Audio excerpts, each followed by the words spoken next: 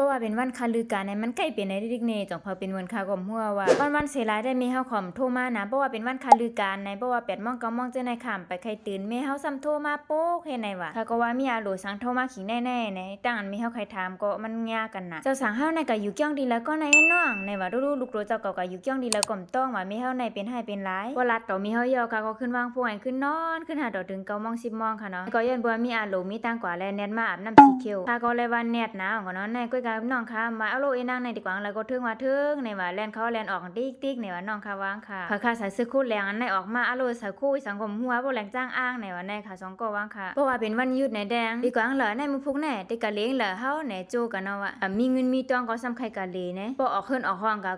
คังคิงไหนออกก็ได้เดียวว่าเงินในการโลดว่าการอันปุ่นอันในว่าเฮ็ดไหนค่ะมาขึ้นเมืองไทยก็ได้ไล่1เดือนมือพุกก็ว่าข้ามไปไล่กะเลร้านค้าทั้ง3โรงมันก็มองนะว่าในป้องฮู้ว่าคาเต็มมือเลเนี่ยมันได้มองเปิดนี่ดีก็ว่าตั้งนอกในไม้แห้งหนาป้อมในตาอันตากิ่งเฮ็ดในได้ข้ามใครฮัดออกห้องเอาไว้ยันเบื่อค่ะกูอายเต่าเฮ็ดและอายตูค่ะกะเมียนเปิ้นกูปุ่นสุดเนี่ยอายตูเมียนค่ะอันตากิ่งเฮ็ดในเฮ็ดกลางปันและอายตูเมียนและอายเต่าเฮ็ดเมียนไล่ลีน่ะใจเฮ็ดกลางปันอายตูเมียนอายเต่าเฮ็ดเมียนไล่24 ชั่วโมงอันตากิ่งเฮ็ดมีสีสอนในดังสีของยิ่งและจ่ายเจอไรหนังกัน